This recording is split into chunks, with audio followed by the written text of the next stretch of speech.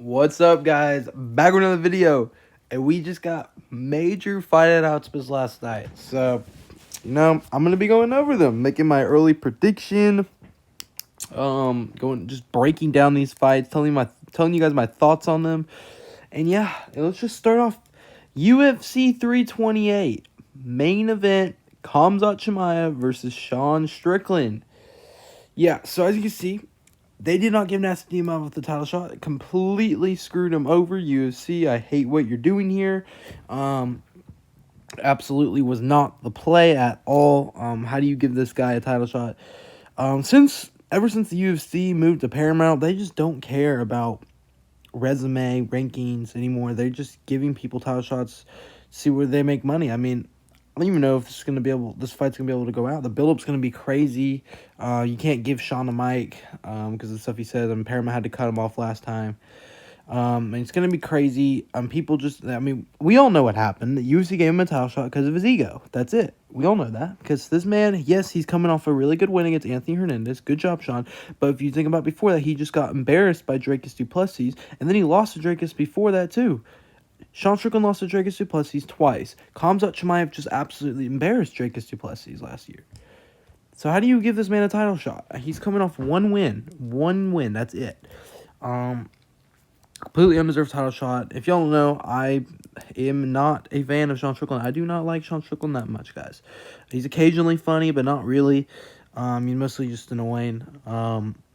And yeah, he's very, very overrated. I definitely strongly dislike his fan base. Not the most intelligent people. Yeah, Sean Strickland is going, and this is unbiased, guys. I'm giving you the news. Sean Strickland is going to get thrown on his head backwards in the first round, and he's going to get submitted in the first round. That's what I'm saying. This is my prediction. I know that Sean's like a brown belt in jiu-jitsu. It doesn't matter. I've been saying this before. Listen to what I say. Khamzat Chimaev is the most skilled fighter in UFC history. It doesn't matter what weight class. Not even pound for pound. Pound for pound and just in general. I mean, he's more skilled. He'd beat, and I'm saying this too, Khamzat Chimaev would beat any fighter on the entire planet. Any person on the entire planet. Not one person he couldn't beat. I know it might be crazy to say, but he's by far the best grappler in UFC history, the best wrestler in UFC history as well. No one is on his level. Once he takes you down, you're not getting back up. He will maul you or submit you. That's what will happen. He's got gruesome ground and pounds too. And he's got one of the greatest submission games of all time. Probably at least top 10, probably top 5.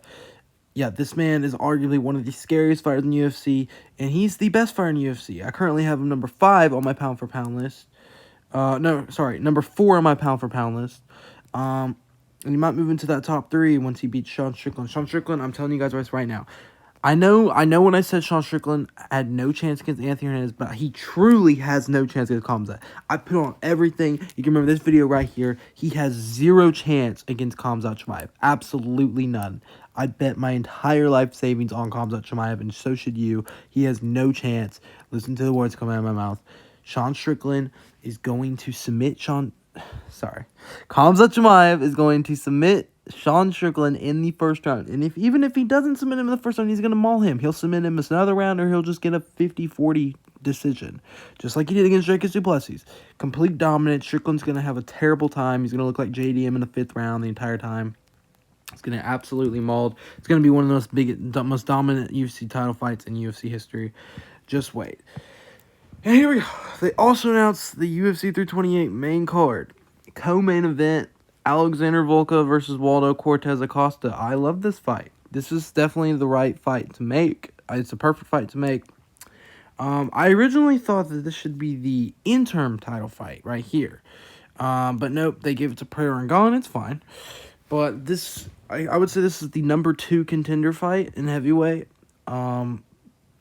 Volkov's been screwed over a couple times. However, last fight, I thought Jalton Almeida beat him, but it's okay. Waldo Cortez Acosta is on a big win streak right now. This will be a really good fight. It's 3 rounds. It's a great co-main event. I've seen a lot of people not impressed with this co-main, but I think it's a great co-main. What's the problem with this? This will be a really good fight. Both capable of getting finishes. I think Volkov will cruise to a decision. I think it'll be competitive. I think Waldo Cortez might get 1 round, but I think it's just really hard to knock out someone like Volkov. He's super, super tall. He's got pretty decent wrestling. He's going to keep his range. And Acosta looked really slow against Derek Lewis last fight. I don't think he'll ever land that shot. I'll see Volkov just circling, keeping his distance, keeping his range, and getting a victory. And then the next fight, featured fight, Sean Brady versus Joaquin Buckley. I love this fight, guys. They originally had this fight on the Apex card, which is so stupid. Beyond, how do you have two superstars like this on an Apex? People, like, for no one to see, everyone would want to see this fight. It's going to be fireworks. So glad they moved to UFC 328. It's a perfect feature fight. Could have even been a co-main. Either way, it would have been fine. I think Sean Brady will win in a decision. I think Joaquin Buckley might hurt him a couple times. Sean Brady's going to have to be very, very cautious because this fight could go either way. I could see Joaquin Buckley taking it. Sean Brady got knocked out by Michael Morales in the first round last fight. Sean Brady's I think he's gonna learn. He looks like he's got a lot of fight IQ. He's a great wrestler, and he's a decent pressure boxer. He can strike pretty well, guys. But he's gonna have to be cautious because Joaquin Buckley has so much power in his hands, and he can't get caught, or he'll probably get knocked out. But as we saw in Joaquin Buckley's last fight, he got completely mauled and strangled by Kamaru Usman. So I imagine Sean Brady will have a lot of success taking him down and getting a pretty good decision. It's only 3 rounds, not a lot of time for Joaquin Buckley to work. I think he will break Joaquin Buckley's spirit as he's getting a good ground and pound. I think he's gonna maul him. He probably won't get a submission win, but you never know. But I think Sean Brady will get it done due to wrestling. I think we'll see a lot of striking moments from both. Sean's just gonna have to be very cautious and not get caught. And then, Jan Blachowicz versus Bojan Guskov. They already fought, I'm pretty sure. This will be interesting. I see. It's an okay fight. I think Blachowicz is on his way out, though. I think Guskov will get it done this time. I think he's going to keep improving. I think he's going to get it done. Probably due to clinch work. I think he'll be on the front pace, too. I think it'll be close, but I'm going to go Guskov on this one. It should be interesting. King Green's coming back versus Jeremy Stevens. You know, he just fought in UFC Mexico, got a good win. Jeremy Stevens, he might have got a win recently. I'm not pretty sure. I don't remember, but I know he's very old. I think King Green is gonna win again, and that would put him on a 3-fight win streak. He might even get a finish too. That's the thing. He probably will get a finish, maybe. Etzebeth Gotler versus Ozzy Diaz. Manny Francis Ngannou's coming back. That should be interesting. Okay, let's move on. There were tons of other fight nights that were announced. Aljamain Sterling versus Yusuf Salah. I went over this a little bit on my page a couple days ago. Aljamain Sterling is one of my favorite fighters ever. I prefer if they gave Aljamain Sterling Yair Rodriguez. I thought that was the better fight to make because the UFC just disrespect Aljamain Sterling so much. They don't give him the respect he deserves. This man is a former UFC bantamweight champion. He had 3 title defenses, guys. He beat Henry Cejudo, one of the greatest fighters of all time, 2-time Olympic gold medalist. He might have been 1 time, but he was a gold medalist in wrestling, guys. He beat TJ Dillashaw. I know he hit his arm. There's a false narrative that TJ Dillashaw only lost because of his dislocated arm. Who do you think gave him that dislocated arm? Sterling. Let's use our brains on this one. And Aljamain Sterling beat Peter Yan. Do you know how impressive that is? He beat Peter Yan. There's a lot of people who just never let that one fight go, the first fight Peter Yan, but you can't illegally knee someone. That is Peter Yan's fault completely. But yeah, Aljamain Sterling's got great wins. He also submitted Corey Sandhagen in like a minute. He's a great fighter, great wrestler. He can strike decently too. He's coming off that win over Brian Ortega. It was a great win. He fought pretty decent. I thought he fought better against Mosvar, though, to be honest. His striking was a little lackluster. But his wrestling looked pretty good, and I think this is going to be a really competitive fight. I think Yusuf Salah is a lot better than Brian Ortega, and I think this fight could actually go either way. It is a 5-round fight. I'm going to favor Aljamain Sterling this one. He's got more 5-round experience. I think he's going to be able to get it done with the wrestling, but I think it will be really competitive. I would prefer if Aljamain Sterling make sure this fight stays on the ground a lot. Sterling can handle himself on the feet. You know he can. He's very good at striking. Yusuf Salah, he's obviously got the striking advantage. This guy's a very dangerous striker, and he's got a dangerous grappling game. But Aljamain Sterling's got so much grapple experience, I don't think he'll get caught in any submissions. I don't think there will be a finish. I think Sterling will get in a pretty competitive fight. I think he'll win a decision, possibly a 48-47, maybe 49-46. But I'm going to lean Aljo with this one. Let's go, Aljo. This is coming from the Apex. A lot of disrespect. A lot of people would want to see this fight. This should not be in the Apex. It should be in a venue arena. Moving on, May 6th, because this was April 25th. May 2nd, then a week after. Main event, Beneil Dariush versus Quillian Salkid. This is going to be a really good fight. Quillian Salkid's coming back after, pretty sure getting a submission victory, right, over that guy. Don't remember who he fought, but it was no one too too good.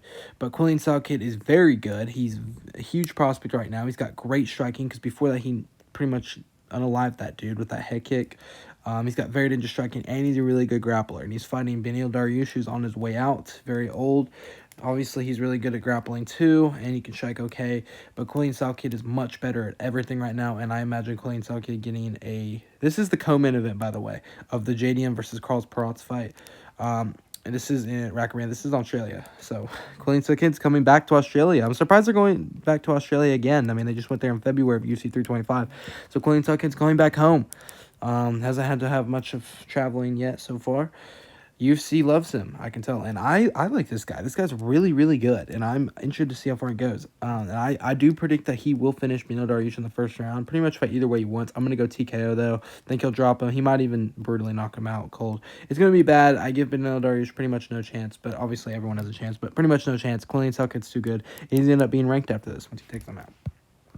And then after this, UFC 28, May 9th. May 16th, the week after this, I love this fight. Arnold Allen versus Melicuozo Acosta. This is also from the Apex. This is a great fight. Costa's coming off that round 1 knockout versus Dan Ige. The first time Dan Ige's ever been finished. Very, very impressive. I've been watching this guy for years. He's been sneaking up on those Apex prelim fights, and he's been getting victory after victory. He's a very well-rounded fighter. He's got great creative striking, very unique striking. He can also grapple really well. Lots of wrestling experience. Arnold Allen's very solid everywhere. Very hard guy to TKO. He's got a good base, good guard, can strike very well, and he's got wrestling experience. He's coming off that loss to Jan Silva, UFC 324, but he fought pretty decent. He had his moments, and I think this fight is 50-50, I'll be honest. It's very close. I'm going to lean toward Costa on this one. I think he's just got a little more. I think he's got a little more output, a little more urgency. I think he's going to need it done in a very close one. Pretty sure this is Costa's first 5-round fight, if I'm pretty sure. But I actually do think this is a good Apex main event. Costa's fought at the Apex so many times. He's been there before. He knows what to expect. But I don't know if he's ever fought a 5-rounder before. I don't know if Arnold Allen has either. He did fight Max Holloway, but didn't get to the 5th round because Max Holloway TKO'd, I'm pretty sure. But I think Costa will get it done with the striking and grappling. I think he's too well-rounded. He's got too many tricks up his sleeve. I think Allen will have a lot of moments. I think he could even drop Costa to get him hurt, but I think Costa's a dog. He'll push through and find a way to get that victory, probably by decision. I would like to see him get a finish. He could. I mean, you never know. He finished Dan Ige. There's a good chance he could finish Arnold Allen, too. So I think for that. And then they're going to, I think, China. So Macu, whatever. They're going back there. Devin Figueiredo's already fought here before a couple years ago, I'm pretty sure. Song Yadong versus Devin Figueiredo is the headliner. I'm pretty sure this is the headliner. And I'm not going to lie, this is not a great headliner. Song Yadong's coming off that loss to Sean O'Malley in UFC 224. Devin Figueiredo, he's pretty good, but he once again is on his way out. Pretty sure he's on a losing streak right now. He's coming off that loss to Umar Nurmagomedov, but he did put up a respectable fight against him. I predicted he would too. Figgy's dangerous. I mean, he's a former flyweight champion. He was really good in his prime, and he's still dangerous. And I think this could be competitive. I think it will be, honestly. I think Song Yadong will win, of course, but I think Figgy could cause problems with his wrestling. Song Yadong, wrestling looked pretty good against Sean O'Malley, though, I'm not going to lie. And I think Yadong will get it done with the boxing. He's a really good pressure boxer, but he's got to have more urgency. He didn't have that much urgency against Sean O'Malley. I think he will pick it up in this fight. It's pretty sure, it's a main event for him. It's in his country, I'm pretty sure, or in the area. I just don't see him losing. I think he'll probably get it done. Probably not by finish. Figgy's really tough, but I think he will get it done, probably by decision. It will be very interesting to watch. I'm not counting Figgy out in this one. Figgy is full of tricks up his sleeve, and Song Yadong could lose. I'm telling you guys, Figgy could win this. They also announced the co-main for this: Zhang Minyang versus Alonzo Minfield. Zhang Minyang's back. He hasn't fought since he got TKO'd by Johnny Walker. Alonzo Minfield, pretty sure he's coming off some losses. He's pretty old, I think. I'm not sure how old Alonzo Minfield is, but I think I know Zhang Minang's a lot younger, and he's got a lot more potential. And I really don't see Zhang Minang losing this. I think he's gonna bounce back. I still think Zhang Minang has a lot of potential. Johnny Walker's pretty good. People underrated him. I think Min Yang will probably get a TKO finish too. If not, he'll get a decision win. I don't think he'll have too much trouble with Minfield, but he could. Minfield is not that bad. His striking's pretty decent. But I think we're going to see a better Zhang Min Yang, and I think he will find a way to get it done. Probably by TKO. He's got a lot of power. And then, I love this fight right here. Sergey Pavlovich versus Towson Teixeira. This is also on this same card. It's the featured fight. Towson Teixeira is coming off that win over Tai Tuivasa. I was not impressed at all. I mean, it was just a slugfest. They both had... He has no cardio. He's pretty decent in, like, the first round, maybe half of the second round. But once it gets to the later end of the rounds, he has no cardio. He's not even putting his hands up. He should have been finished by Tai Tuivasa, but he was no better. In fact, he was even slightly worse. Sergey Pavlovich, I'm pretty sure he's coming off a little bit of a win streak. He's got tons of power in his hands, and he can wrestle good too. He's got great striking. And yeah, I'm going Sergey Pavlovich on this one. I think there's a good chance he brutally knocks out Towson Teixeira badly. I mean, his chin sticks up in the air when he's really tired, and I think he's going to get really tired. Pavlovich has a lot better cardio, and I think there's a good chance we will see a brutal knockout in this fight. Last main event scheduled on June 6th, because this was May 30th next week. Bilal Muhammad versus Gabriel Bonfim. Bilal Muhammad is coming back, making his return. He's on a 2-fight losing streak or 3-fight.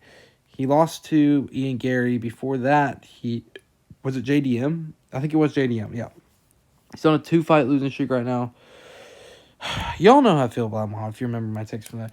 That version of Bilal Muhammad versus Leon Edwards is one of the most skilled fighters of all time. And I've been saying that. Almost everyone disagrees with me, but it's truly what I believe. I mean, he was probably number 1 all time as the greatest pressure fighter of all time in that fight against Leon Edwards. I mean, when Bilal Muhammad went on like that 14-fight win streak, that was absolutely insane. And he was one of the greatest fighters, one of the most skilled fighters of all time.